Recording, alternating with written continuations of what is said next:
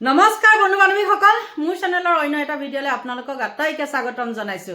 আপোনালোকে গম পায়নে নিৰ্বাচনৰ পাছতেই মুখ্যমন্ত্ৰী যাব লাগিব জেললৈ। আৰু কিয় যাব লাগিব আপোনালোকে সকলোৱে গম পায়। তেওঁ ২ নম্বৰী লুটুৰি পুটুৰি কেনেকৈ তেওঁ জড়িত আৰু ইতিমধ্যে সেইখিনি সকলোখিনি প্ৰস্তুত হৈছে আৰু নিৰ্বাচনৰ পাছতে তেওঁ যাব লাগিব বোলে জেললৈ। আৰু সেই কথা কোনে কৈছে আপোনালোকক কম, কিন্তু তাৰ আগতে মই কওঁ শুনক। মুখ্যমন্ত্ৰী ২ নম্বৰী গম পাইছো, সকলো জনসাধাৰণে জানে যে মুখ্যমন্ত্ৰী ২ নম্বৰী, কিন্তু সেই মুখ্যমন্ত্ৰী ২ নম্বৰী বুলি জানিও কিয় মুখ্যমন্ত্ৰীজনক ভোট দিয়ে, কিয় সব ফালে কি হয় মুখ্যমন্ত্ৰীৰ নাম, সকলো ফালে মুঠতে মামা মামা মামা মামা সব তেনেকৈ।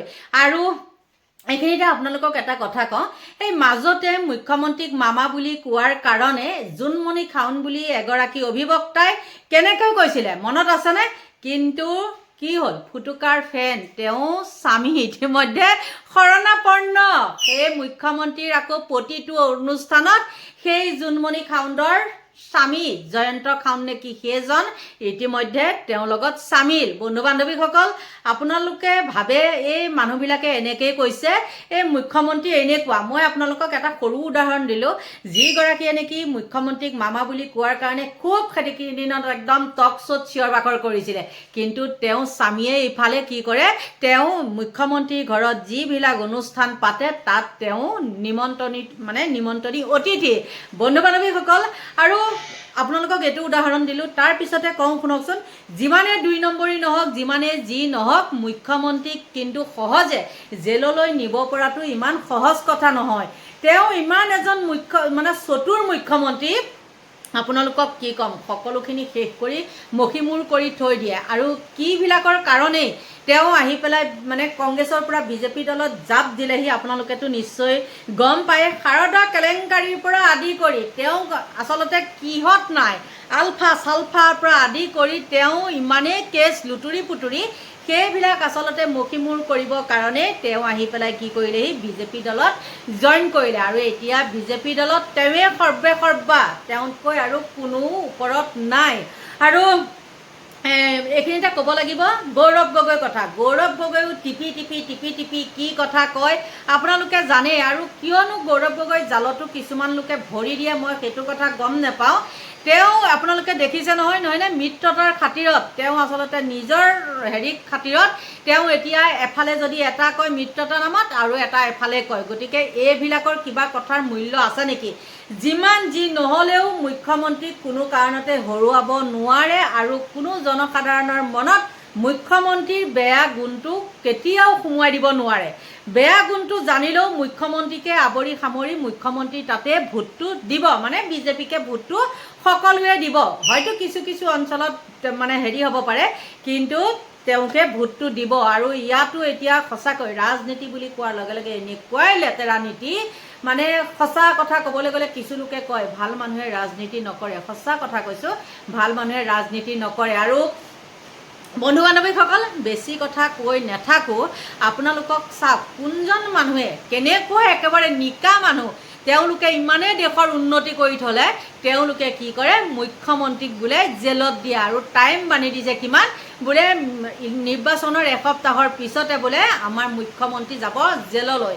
7 জনম ল'লেও কিন্তু মুখ্যমন্ত্ৰীক কোনো কাৰণতে জেললৈ নিব নোৱাৰে। মই এইটো কথা আপোনালোকক কৈ থ'লোঁ। আৰু পলম নকৰি পেলাই আপোনালোকে চাওক কোনজন ব্যক্তিয়ে, কোনটো দলে কৈছে যে মুখ্যমন্ত্ৰীক জেললৈ নিব। নিৰ্বাচনৰ এসপ্তাহ পাছতেই জেললৈ যাব কোন?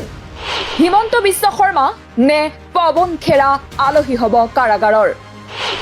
বুধবাৰে মুখ্যমন্ত্ৰীৰ বিৰুদ্ধে বিস্ফোৰক অভিযোগ কংগ্ৰেছ নেতা পৱন খেৰাৰ। हमें मालूम है आप ओडिशा में जाकर कहां इन्वेस्टमेंट करते रहते हैं, हमें मालूम है आप कहां कहां जमीनें खरीद रहे हैं, हमें मालूम है आप असम के बाहर कहां कहां इन्वेस्टमेंट कर रहे हैं, हमें मालूम है इस देश के बाहर कहां कहां आप इन्वेस्टमेंट कर रहे हैं। सारा कच्चा चिट्ठा खुलने वाला है। কংগ্ৰেছ চৰকাৰ আহিলে হিমন্ত বিশ্ব শৰ্মাক জেললৈ পঠোৱাৰ হুংকাৰ। आज से आप टाइम गिनना शुरू कर दीजिए, दिन गिनना शुरू कर दीजिए, चुनाव की घोषणा होने दीजिए। रिजल्ट के महीने भर बाद हेमंता बिस्वा शर्मा जेल में होगा, मैं यहां घोषणा करके जा रहा हूं। Hemanta Biswa Sarma will be behind bars within weeks of the result of this assembly election. Nobody can save Hemanta Biswa Sarma, not even his masters in Delhi. পাঁচদিনা ওলোটাই পৱন খেৰাক ভাবুকি মুখ্যমন্ত্ৰীৰ পৱন খেৰা অসমৰ জেইলৰ আলহী হ'ব বুলি ভৱিষ্যতবাণী And I think that Pawan Khera's final address will be in Assam jail. নিৰ্বাচনৰ পাছত কোন হ'ব কাৰাগাৰৰ অতিথি কংগ্ৰেছৰ ৰাষ্ট্ৰীয় নেতাৰে হুংকাৰ প্ৰদানৰ প্ৰতিযোগিতা মুখ্যমন্ত্ৰী হিমন্ত বিশ্ব শৰ্মাৰ বুধবাৰে মুখ্যমন্ত্ৰী হিমন্ত বিশ্ব শৰ্মাৰ বিৰুদ্ধে গুৰুতৰ অভিযোগ আনিছিল কংগ্ৰেছৰ ৰাষ্ট্ৰীয় নেতা পৱন খেৰাই পৱন খেৰাৰ অভিযোগ ভ্ৰষ্টাচাৰ কৰি দেশে বিদেশে সম্পত্তি কৰিছে অসমৰ মুখ্যমন্ত্ৰীয়ে উৰিষ্যাৰ ক'ত ক'ত অসমৰ মুখ্যমন্ত্ৰীৰ বিনিয়োগ আছে জানে পৱন খেৰাই भ्रष्टाचार किया आपने लोग वो भी माफ कर सकते हैं अगर आपकी नीयत में थोड़ा सा भी एक गुंजाइश होती कि आप आसाम के लिए कुछ करना चाहते हो आपकी नीयत में वो गुंजाइश नहीं है हमें मालूम है आप ओडिशा में जाकर कहां इन्वेस्टमेंट करते रहते हैं हमें मालूम है आप कहां कहां जमीनें खरीद रहे हैं हमें मालूम है आप आसाम के बाहर कहां कहां इन्वेस्टमेंट कर रहे हैं हमें मालूम है इस देश के बाहर कहां कहां आप इन्वेस्टमेंट कर रहे हैं सारा कच्चा चिट्ठा खुलने वाला है ये क्यों बार बार अकेले अंधेरे रात के अंधेरे में ओडिशा क्यों जाते हैं जगन्नाथपुरी और भुवनेश्वर के बीच में क्या होता है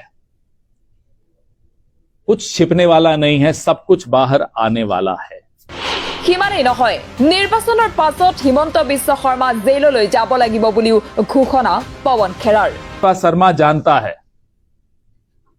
कि पाप का घड़ा जब भर जाता है तो वो फूट जाता है फट जाता है इनके पाप का घड़ा भर चुका है और आज से आप टाइम गिनना शुरू कर दीजिए दिन गिनना शुरू कर दीजिए चुनाव की घोषणा होने दीजिए रिजल्ट के महीने भर बाद हेमंता बिस्वा शर्मा जेल में होगा मैं यहां घोषणा करके जा रहा हूं Himanta Biswa Sarma will be behind bars within weeks of the result of this assembly election. Nobody can save Hemanta Biswa Sarma, not even his masters in Delhi.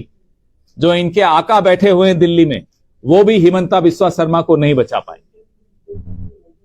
পৱন খেৰাৰ এই বিস্ফোৰক সংবাদমেলৰ পাছত ওলোটাই কংগ্ৰেছৰ ৰাষ্ট্ৰীয় নেতাগৰাকীক হুংকাৰ মুখ্যমন্ত্ৰী হিমন্ত বিশ্ব শৰ্মাৰ হিমন্ত বিশ্ব শৰ্মাৰ দাবী অসমত ৩-৪টা গোচৰ ৰুজু হৈ আছে পৱন খেৰাৰ বিৰুদ্ধে নিৰ্বাচনৰ পাছত অসমৰ কাৰাগাৰৰ আলহী হ'ব পাৰে পৱন খেৰা There is a 3-4 case has already been registered in the name of Pawan Khera for trying to contact some militant organization in Assam to influence election results. Already 3-4 FIR has already been registered against Pawan Khera and investigation is going on. So who will end up in jail? Only after election you will know. And I think that Pawan Khera's final address will be in Assam jail. সংবাদমেল যোগে মুখ্যমন্ত্ৰীৰ বিৰুদ্ধে গুৰুতৰ অভিযোগ আনিছিল পৱন খেৰাই দেশে বিদেশে মুখ্যমন্ত্ৰীয়ে সম্পত্তি গঢ়াৰ অভিযোগ মুখ্যমন্ত্ৰীৰ বিৰুদ্ধে এই অভিযোগৰ প্ৰত্যুত্তৰ দিয়াৰ দায়িত্ব মুখ্যমন্ত্ৰীৰে কিন্তু অভিযোগৰ উচিত প্ৰত্যুত্তৰৰ সলনি পৱন খেৰাৰ বিৰুদ্ধে গোচৰ থকাৰ অভিযোগ মুখ্যমন্ত্ৰীৰ পৱন খেৰা জেইলৰ আলহী হ'ব বুলিও হুংকাৰ এয়া মুখ্যমন্ত্ৰীৰ বিৰুদ্ধে অভিযোগ অনা পৱন খেৰাক ভীতিগ্ৰস্ত কৰাৰ কৌশল নেকি দেখিলে নিশ্চয় আপোনালোকে কোন কিজন ব্যক্তিয়ে কোনটো দলৰ পৰা কৈছে মুখ্যমন্ত্ৰী জেললৈ যাব বুলি গতিকে বন্ধু বান্ধৱীসকল সেইখিনিতে আপোনালোকৰ পৰা ল'ব লাগিব বিদায় বাই বাই